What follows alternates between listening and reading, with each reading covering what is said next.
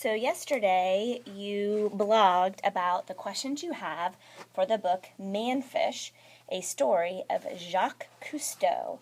So today, while you listen to this story, I want you to keep note of all the questions that you have in your reader's journal.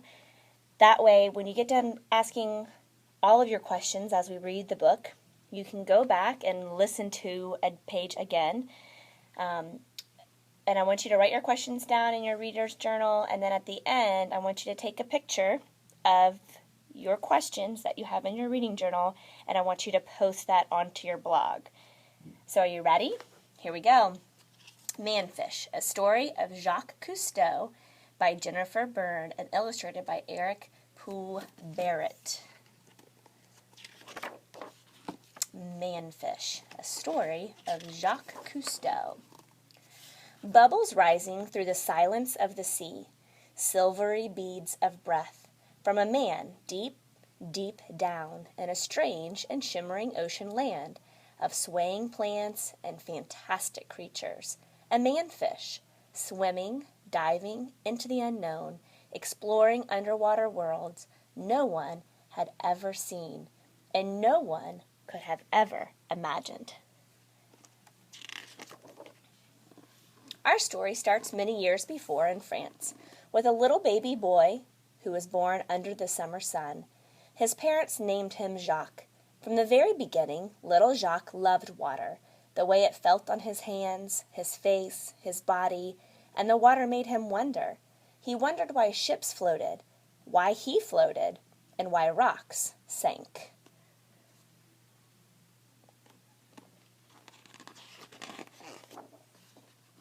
One day, Jacques read a story about a man who hid underwater by breathing through a long tube. Jacques tried it and discovered it was impossible. He dreamed that someday he would be able to breathe underwater for real. At night, Jacques dreamed he could fly, with the birds, among the clouds, with his arms stretched out like wings. Jacques spent his days playing, experimenting, and creating. He wrote little books that he illustrated with his own drawings, and he was fascinated by machines. He studied blueprints and built a model of a crane that was as tall as he was and actually worked. Movies fascinated Jacques too. He wanted to know how they were made, how the cameras worked, and how chemicals made pictures appear on the film. Jacques saved his allowance penny by penny until he had enough to buy a small home movie camera. The first thing he did was take it apart and put it back together. Then he began to film everything around him. He put his brother, cousins, parents, and friends in his movies. He dressed up as a villain with a painted-on mustache and made some very villainous films. Jacques was always the star, the director, the writer, and usually the cameraman.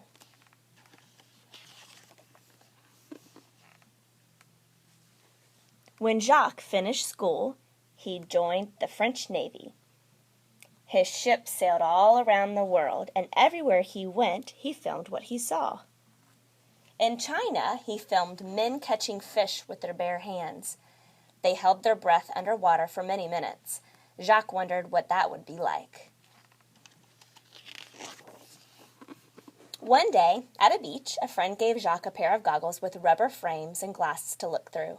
Jacques wore them in the ocean. Beneath the water, he was surrounded by silvery green forests of sea plants and fish he had never seen before.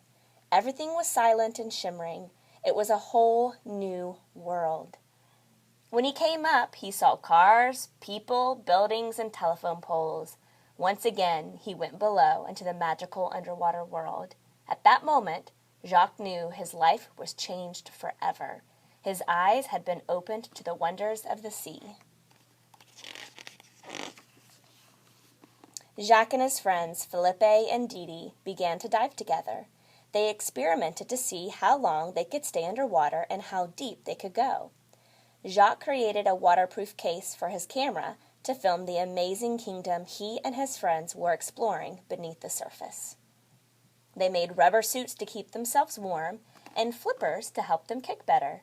But Jacques wanted to stay down longer than just one breath at a time.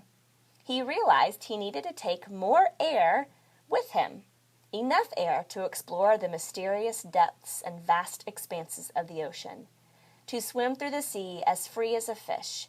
He wanted to become a manfish, and he began to work on just how to do it. On a warm summer day, Jacques stepped into the blue Mediterranean Sea with his new invention. He called it the aqua lung because aqua means water, and our lungs are the part of the body that holds the air we breathe. Below the surface, Jacques swam and glided and dove. He did flips and somersaults. He stood upside down on one finger and laughed bubbles into the sea. Jacques could breathe beneath the water. Now he could swim across miles of ocean, his body feeling what only scales had felt, his eyes seeing what only fish had seen. The water made him feel like he was flying, just like in his dreams. Jacques had done it. He had become a manfish. Jacques was ready to explore the oceans of the world. He needed a boat, and he found a big old wooden Navy ship called Calypso. In a year, he turned it from a warship into an explorer ship. Jacques, Felipe, and Didi gathered a crew, their aqualungs, their hopes, and their dreams, and set off to explore the inside of the sea, to film a world that no one had ever seen before.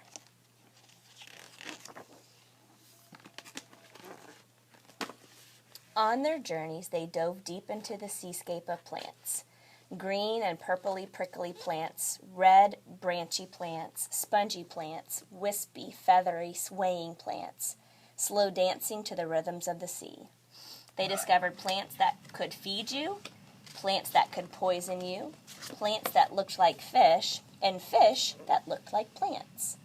Their cameras captured camouflaged scorpion fish, ugly as toads with poisonous spines, dorados, brilliant shining fish that glowed the colors of emeralds, sapphires and rubies, checkerboard fish with red and white checks from head to tail. Deep down, they discovered a kingdom of giant rays, fish that fly through the water with wings that swim. They came face to face with a fish as big as a truck, with long fangs, lips like giant tires, and huge saucer eyes. On the bottom, they found pink ghost crabs with eyes on long stalks, buried so deep in the sand they look like a garden of eyes, and flute fish with heads like horses and bodies the shape of tubes, sticking out of rocky openings like pencils in a cup. They swam with giant whales, hitched rides on sea turtles, and made friends with porpoises with shining eyes and smiling faces. They filmed fierce and frightening sharks, so strange and dangerous, Jacques and his crew had to build cages, not for the sharks, but for themselves, so they could make their movies without being eaten.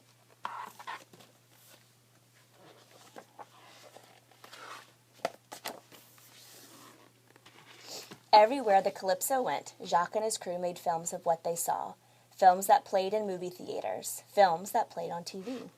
Millions of people all over the world discovered the wonders of the sea for the very first time, with Jacques, Felipe, Didi, and their adventurous crew. After Jacques spent most of his life making movies about the sea, he saw something happening, something shocking. Plants that used to be alive and healthy were being poisoned. Fish were sick and dying. Jacques saw that people, without even realizing it, were slowly killing the sea and its creatures by dumping garbage and poisonous chemicals into the ocean he loved so much. Jacques knew what he had to do. He had to make movies. Movies to warn people, movies to save the sea. Jacques spoke to presidents, to kings and queens, to people all over the earth, asking them to help save our oceans, our planet. And he spoke to children. Jacques dreamed that someday it would be you, exploring worlds never seen, never imagined, whole new worlds silent and shimmering, worlds that are now yours to discover, to care for, and to love. The end. So today, I want you to make sure that after you've written down all of your questions on the book Manfish, as you read, please take a picture of your questions from your reader's journal and then post it to your blog. Have fun, and I hope you enjoyed this story.